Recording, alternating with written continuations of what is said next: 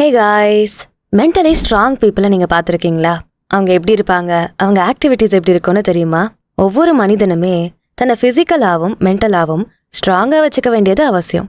சில மனுஷங்க வெளியே ஃபிசிக்கலாக ஸ்ட்ராங்காக தன்னை வச்சுப்பாங்க, காட்டிப்பாங்க. பட் மென்டலி அவங்க ரொம்பவே வீக்காக இருப்பாங்க. அதாவது பில்டிங் ஸ்ட்ராங்கு, பேஸ்மெண்ட் வீக்குன்னு சொல்கிற கான்செப்ட் தான். எனிவேஸ், இந்த பதிவில் மென்டலி ஸ்ட்ராங் பீப்புள் எப்படி இருப்பாங்க, உங்களை நீங்கள் எப்படி மென்டலி ஸ்ட்ராங்காக ஆக்கிக்கலாம், இதை பற்றி தான் பார்க்க போகிறோம்.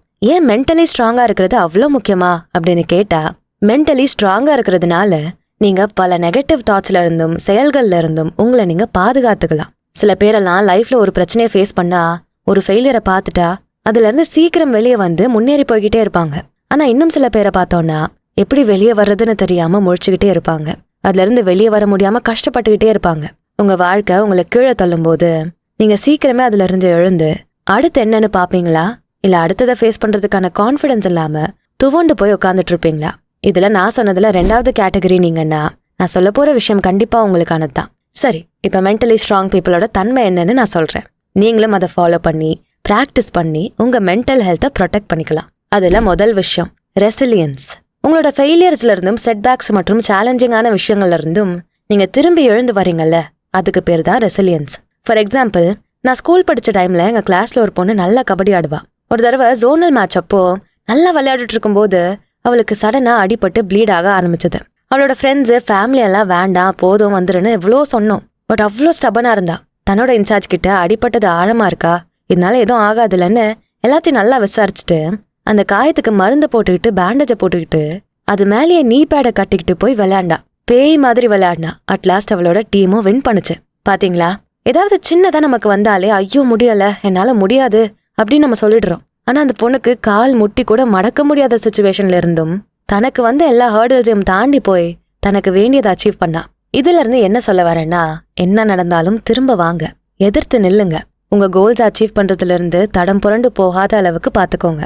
இது உங்களை மென்டலி ஸ்ட்ராங்கான பர்சனா மாத்தக்கூடிய ரொம்ப ரொம்ப முக்கியமான விஷயம். அடுத்து 2வது விஷயம், லேர்ன் ஃப்ரம் யோர் மிஸ்டேக்ஸ். உங்க மிஸ்டேக்ஸ்ல இருந்து நீங்க லேர்ன் பண்ணீங்கன்னா அதே மிஸ்டேக்கை திரும்ப திரும்ப பண்ணாம இருக்கிறதுக்கான வழியை தேடுவீங்க. இதை நீங்க எப்படி பண்றீங்கன்னா, உங்க ஆக்ஷன்ஸையும் பிஹேவியரையும் உன்னிப்பா கவனிக்கிறது மூலமா நீங்க எங்கெங்க எப்படி சேஞ்சஸ் பண்ணணும், எப்படி பிஹேவ் பண்ணணும், எப்படி ரியாக்ட் பண்ணணும் இப்படின்னு எல்லாமே தெரிஞ்சுக்கிட்டு அதுக்கேற்ற மாதிரி நடந்துப்பீங்க. மோஸ்ட்லி இது எல்லாருமே ஃபாலோ பண்ணுவாங்களான்னு பார்த்தா அது ரொம்ப குறைவு தான். லைக் ஹர்ட் ஆவோன்னு தெரிஞ்சும் திரும்ப அதே மாதிரியான 2வது காதல்ல விழுறது, ஆல்ரெடி ஏமாத்தினவனை நம்புறது, இதெல்லாம் நம்ம ஃபேஸ் பண்ணதுக்கு அப்புறமும் நம்ம ரிப்பீட் பண்ணதான் செய்வோம். பட் மென்டலி ஸ்ட்ராங் பீப்புள் இதுல இருந்து விதிவிலக்கா இருப்பாங்க. பிகாஸ் அவங்க லைஃப்ல நான் இப்படிதாங்கிற ஒரு புரிதலோட இருப்பாங்க. யார் யார்கிட்ட எப்படி நடந்துக்கணும், எந்தெந்த இடத்துல எப்படி எப்படி நடந்துக்கணும்னு இவங்களுக்கு ஒரு தெளிவான புரிதல் இருக்கும். அடுத்து 3வது விஷயம், எக்ஸ்பிரஸிங் எமோஷன்ஸ். நிறைய பேர் கோவம் வந்தா அதை உடனே வெளியே காட்டிடுவாங்க, உடனே ரியாக்ட் பண்ணுவாங்க. ஆனா அந்த கோவத்தை நல்லா ஆராய்ஞ்சு பார்த்தா அதுக்கு பின்னாடி வேற காரணங்கள் தான் ஒளிஞ்சிருக்கும். மோஸ்ட்லி சோகம், சங்கடம், ஏமாற்றம் இந்த மாதிரி விஷயங்களால தான் அவங்க கோவப்படுவாங்க. என்னோட சிஸ்டர் இங்க சென்னையில படிச்சாங்க. அவங்க அப்பா அம்மா ஊர்ல இருந்தாங்க. இந்த பொண்ணு தன்னோட அம்மாக்கு சொல்லாம ஃப்ரெண்ட்ஸ் கூட மூவிஸ், பீச்சுன்னு நிறைய அவுட்டிங் போயிருக்கா. அது ஏதோ ஒரு வகையில அவங்க அம்மாக்கு தெரிய வந்து பயங்கரமா ரியாக்ட் பண்ணாங்க. அவங்க அவட்ட பொறுமையா தன்மையா கேட்டிருக்கலாம். ஆனா அவ மேல வச்சிருந்த நம்பிக்கை அவ உடைச்சு ஏமாற்றத்தை கொடுத்துட்டா அப்படின்னதும் அவங்களால அதை தாங்கிக்க முடியாம ரொம்ப கோவப்பட்டாங்க. இதே மாதிரி நடக்கிறத நம்ம பல பேர் வீட்டுல பாத்திருப்போம். ஆக்சுவலி உங்களை யாராவது ஹர்ட் பண்ற மாதிரி பேசினாலோ இல்ல நடந்துகிட்டாலோ எப்படி ரியாக்ட் பண்ணுவீங்கன்னு யோசிச்சு பாருங்க. நமக்கு அவங்கள திட்டுறது தான் ஈஸியா டக்குன்னு வரும். போடா லூசு, இடியட், நீ ஒரு பைத்தியம், இப்படி டக்கு டக்குன்னு திட்டிட முடியும். ஆனா நீங்க பேசுற இல்ல பேசின வார்த்தை என்னை புண்படுத்துது அப்படின்னு நம்ம யாரும் சொல்லிருக்கோமா? சொன்னதே கிடையாது, சொல்லவும் மாட்டோம். ஏன்னா அது நம்மளோட வீக்னஸை காட்டிடும்னு நினைப்போம்.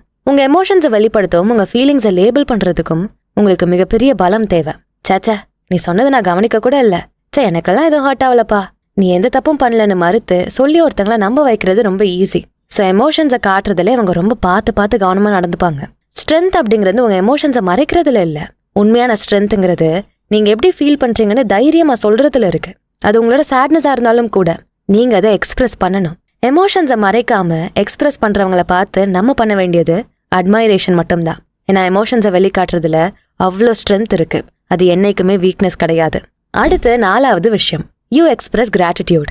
நார்மலாவே மனிதர்கள் தாங்கிட்ட இருக்கிறத நினைச்சு சந்தோஷப்படாம இல்லாததை நினைச்சு வருத்தப்படுவாங்க. ஃபார் எக்ஸாம்பிள், என்னோட ஃப்ரெண்ட் ஒரு வீடு கட்டினாங்க. நாங்க எல்லாரும் அதை பார்க்க போனோம். வீடை ஃபுல்லா சுத்தி பார்த்துட்டு என்னோட இன்னொரு ஃப்ரெண்டு, கொடுத்து வச்சவ, எனக்கு பாரு வீடெல்லாம் இருக்கு, ஆனா எனக்கு பிடிச்ச மாதிரியா இருக்கு அப்படின்னு சலிச்சுக்கிட்டா.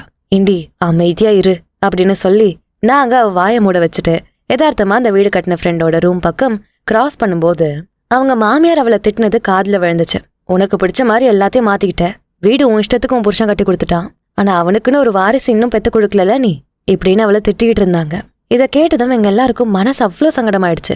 கொஞ்ச நேரம் கழிச்சு நாங்க அவளை பார்க்கும்போது எதுவுமே நடக்காத மாதிரி சிரிச்சுக்கிட்டு ரொம்ப சாதாரணமா இருந்தா.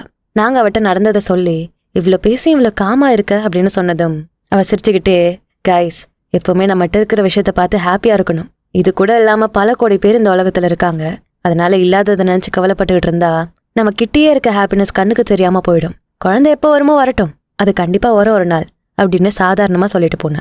ரொம்ப ஆச்சரியமா இருந்தாலும் அவ சொன்னது சரிதான். ஒருவேளை அவ அவங்க சொன்னதை காதுல போட்டிருந்தா என்ன ஆயிருக்கும்னு யோசிச்சு பாருங்க. அவ முகத்து அந்த ஹாப்பினஸ் போயிருக்கும், அது அப்படியே மத்தவங்களை கவனிக்கிறதுல வெளிப்பட்டிருக்கும். அவளால எதுலயும் கான்சென்ட்ரேட் பண்ண முடியாது. இதனால அவ சொந்தக்காரங்களும் என்ன இவ இப்படி அலையிறா, நல்ல நாள் அதுமா இப்படியா பேசுவாங்க அப்படின்னு சொல்லியிருப்பாங்க. ஸோ அவ மென்டலா ஸ்ட்ராங்கா இருந்ததுனால மட்டும்தான் அவளால அந்த டைம்ல எல்லாத்தையுமே சமாளிக்க முடிஞ்சது. இதே மாதிரிதான் நீங்களும் இல்லாததை நினைச்சு வருத்தப்படாம இருக்கிறதுக்கு நன்றி சொல்லிட்டு சந்தோஷமாயிருங்க. அடுத்து 5வது விஷயம், ஃபேஸ் யுவர் ஃபியர்ஸ். மென்டலி ஸ்ட்ராங்கா இருக்கவங்க தன்னோட பயத்தை வெல்ல வேண்டிய அவசியமே கிடையாது. ஏன்னா அவங்க மத்தவங்களுக்கு ஏதாவது நிரூபிக்கணும் அப்படின்னு நினைக்க மாட்டாங்க. இவங்க என்ன பண்ணுவாங்கன்னா தன்னை ஸ்டாப் பண்ற பயத்தை எதிர்கொள்ள முயற்சி பண்ணுவாங்க. ஃபார் எக்ஸாம்பிள் லேடிஸை சொல்லலாம். குஜராத்ல எனக்கு தெரிஞ்ச லேடி ஒருத்தங்க அட்வென்ச்சர்ஸ் ரொம்ப பிடிச்ச ஆளு. பட் மலை ஏறுறது அவங்களுக்கு ரொம்ப பயம். ஸோ அதுக்கு மட்டும் போக மாட்டாங்க.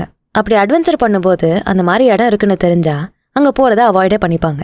பட் ஒரு சர்டன் பீரியட் ஆஃப் டைமுக்கு அப்புறமா ஏன் நம்ம ட்ரை பண்ணக்கூடாது அப்படின்னு ஒரு நாள் ட்ரை பண்ணாங்க. லைட்டா ஏறிட்டு இறங்கிட்டாங்க. திரும்ப அடுத்து கொஞ்ச நாள் கழிச்சு கொஞ்சம் ஏறி இறங்கிட்டாங்க. இந்த மாதிரி பயம் வரும்போதெல்லாம் பாதி மட்டும் ஏறிட்டு இறங்கிடுவாங்க. அட்லாஸ் ஒரு வாட்டி ஹாஃப் ஏறிட்டு சடனா அவங்களுக்கு பயம் வர அப்படியே ஸ்டாப் ஆயிட்டாங்க. கொஞ்ச நேரம் அங்க இருந்து நகரல. அதுக்கப்புறம் தனக்கு தானே தைரியமும் நம்பிக்கையும் கொடுத்துக்கிட்டு மேல ஒரு அடி எடுத்து வச்சாங்க. அப்படியே ஒரு அடின்னு ஃபுல் மலையும் ஏறினாங்க. இதே மாதிரி எனக்கும் ஸ்கூல் டேஸ் அப்போ ஸ்கவுட் அண்ட் கைட் கேம்ப் கூட்டிட்டு போனப்போ நடந்தது. எனக்கு ஹைட்னா பயம். ரோப்பை பிடிச்சுக்கிட்டே மேலே ஏறணும். ஃபர்ஸ்ட் ஏதோ ஒரு ஆர்வத்துல நான் பண்றேன்னு போய் நின்று கடகடன்னு ஏறிட்டு கொஞ்ச தூரம் போய் என் ஃப்ரெண்ட்ஸை பார்ப்போன்னு பார்த்தா கை காலெல்லாம் உதற ஆரம்பிச்சிருச்சு. எனக்கு காலே இல்லாத மாதிரி ஃபீல் ஆச்சு. எல்லாரும் கீழே இறங்க சொல்றாங்க. எனக்கும் மேலேயும் போக முடியல, கீழேயும் இறங்க முடியல. அட்லாஸ்ட் என்னோட மேம் வந்து கீழே இறங்குறதுக்கு பதிலா நீ இன்னும் கொஞ்சம் மேலே போனா உன் டார்கெட் அச்சீவ் பண்ணிடலாம், உன்னை நீ நம்பு, ஸ்ட்ராங்கா இரு, ஸ்ட்ராங்கா பண்ணு, டார்கெட்ல உன்னோட மைண்டை ஃபிக்ஸ் பண்ணு அப்படின்னு சொன்னாங்க. நானும் அதே மாதிரி என் டார்கெட் அச்சீவ் பண்ணேன். அதுக்கப்புறம் எனக்கு பயம்லாம் போயிடுச்சு. அப்படியே மெதுவா கீழே இறங்கி வந்துட்டேன். ஸோ லைஃப்ல ஆல்மோஸ்ட் எல்லா விஷயமுமே நம்மள பயமுறுத்துற மாதிரி தான் இருக்கும். அதை எதிர்த்து போராடினாதான் தெரியும் அது உப்பு சப்பு இல்லாத ஒரு விஷயம் தான். அடுத்து 6வது விஷயம், ஆப்டிமிஸ்டிக். மென்டலி ஸ்ட்ராங்கா இருக்கணும்னா எல்லா விஷயத்தையும் பாசிட்டிவா அப்ரோச் பண்ண தெரியணும். நான் அந்த மாதிரி ஒரு பர்சனை ரீசெண்ட் டைம்ஸ்ல மீட் பண்ணிருக்கேன்.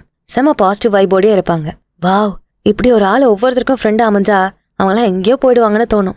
எந்த நெகட்டிவ் விஷயம் நடந்தாலும் அதுல உள்ள பாசிட்டிவ் விஷயத்த மட்டும்தான் அவங்க பார்ப்பாங்க, எடுத்துப்பாங்க. செம்ம கேரக்டருங்க இதெல்லாம். நீங்க இப்படி பாசிட்டிவா பார்க்க ஆரம்பிச்சிட்டா உங்க லைஃப்ல எல்லாமே பாசிட்டிவா நடக்க ஆரம்பிக்கும். ஃபார் எக்ஸாம்பிள், நான் கொஞ்ச நாளா அட்டன் பண்ண இன்டர்வியூஸ் எல்லாமே கொஞ்சம் சொதப்பிக்கிட்டே இருந்தது. இதுக்கு முன்னாடி எல்லாம் நான் இன்டர்வியூ ஃபேஸ் பண்ணும்போது பயங்கர பாசிட்டிவா ஃபேஸ் பண்ணுவேன். அப்போ எனக்கு ஃபுல் அண்ட் ஃபுல் சக்சஸ் தான் ஆச்சு. ஆனா லேட்டர் பீரியட்ல ஒரு வேளை நம்ம ஒழுங்கா பண்ணலன்னா அப்படிங்கிற டவுட் அடிக்கடி வர ஆரம்பிச்சது. இதனாலேயே நான் என்னோட பாசிட்டிவ் அப்ரோச்சை இழந்துட்டேன். அதுக்கப்புறம் ஃபெயிலியர்ஸ் தான் கிடைச்சது. தென் நான் என்னோட ஃப்ரெண்டை பார்த்தேன். அவங்க எனக்கு ஆப்டிமிஸ்டிக்கா இருக்கிறத பத்தி சொல்லி கொடுத்தாங்க. அதுக்கப்புறம் நான் அட்டன் பண்ண இன்டர்வியூஸ் பயத்தோட பண்ணாலும் கொஞ்சம் கான்ஃபிடென்ட்டாகவும் பாசிட்டிவான அப்ரோச்சோடையும் பண்ணேன். அண்ட் எனக்கு சக்சஸும் கிடைச்சது. ஸோ ஆப்டிமிஸ்டிக்கா இருக்கிறதும் மென்டலி ஸ்ட்ராங் பீப்புளோட one of the most important கேரக்டர்னு சொல்லலாம். அடுத்து 7வது விஷயம், அடாப்டிங் டு சேஞ்ச். மென்டலி ஸ்ட்ராங்கான பீப்புள் அவங்க லைஃப்ல ஏதாவது சேஞ்சஸ் வந்துச்சுன்னா அதை குறையா பார்க்காம அந்த சேஞ்சஸ்க்கு ஏத்த மாதிரி தன்னை மாத்திப்பாங்க. இப்ப இருக்கிற உலகத்துல சேஞ்சஸ் அடாப்ட் பண்ணிக்க மக்கள் ரொம்ப கஷ்டப்படுறாங்க. சப்போஸ் இப்ப அடிக்கிற வெயிலுக்கு யாரெல்லாம் ஏசி இல்லாம இருக்க முடியுது, அதே மாதிரி எல்லார் வீட்லயும் ஏசி இருக்கும்னு சொல்ல முடியாது. எங்க அத்தை எல்லாம் அவங்க வீட்ல இருந்து வேற ஏசி இல்லாத வீட்டுக்கு போயிட்டா உடனே அவங்க பண்ற அலம்பலே தாங்க முடியாது. எனக்கெல்லாம் ஏசி இல்லாம தூக்கமே வராது, நான் அந்த மாதிரி தூங்குனதே கிடையாது, அப்படி இப்படின்னு பேசுறத பார்க்கும்போது காதை மூடிட்டு எங்கேயாவது போயிடலாமான்னு இருக்கும்.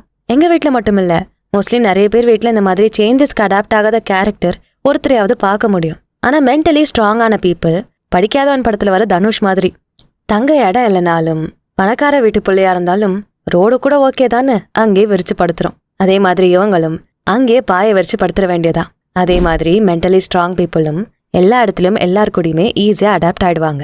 நான் மேல சொன்ன 7 விஷயம் மட்டும் இல்லாம இன்னும் பல கேரக்டர்ஸை சொல்லிக்கிட்டே போகலாம். ரெஸ்பான்சிபிளா இருக்கிறது, எக்ஸசைஸ் பண்றது, ரொம்ப பேஷண்டா இருக்கிறது, அண்ட் அதே மாதிரி இவங்க ரொம்ப கான்ஃபிடென்ட்டாவும் இருப்பாங்க. மென்டலி ஸ்ட்ராங் பீப்புள் எப்பவுமே தனியா தெரிவாங்க அப்படின்னு சொல்ல முடியாது. நம்ம கூடவே இருப்பாங்க. அவங்களோட கேரக்டர்ஸ் அண்ட் பிஹேவியர்ஸ் தான் அவங்கள நமக்கு வேறுபடுத்தி காட்டும். ஸோ எஸ், இது மூலமா மென்டலி ஸ்ட்ராங்கா இருக்கிறது எவ்வளவு முக்கியமான விஷயம்னு நீங்க புரிஞ்சிருப்பீங்க. இந்த பதிவு உங்களுக்கு யூஸ்ஃபுல்லா இருந்தா இந்த வீடியோக்கு ஒரு லைக்கை போட்டுட்டு உங்க ஃப்ரெண்ட்ஸ் அண்ட் ஃபேமிலிக்கு ஷேர் பண்ணுங்க. நம்ம channels beyond the ordinary and body and soul Tamil ரெண்டுத்துக்கும் சப்ஸ்கிரைப் பண்ணிட்டு பெல் ஐக்கானை அழுத்திருங்க. நான் உங்களை அடுத்த வீடியோல பார்க்குறேன். நன்றி.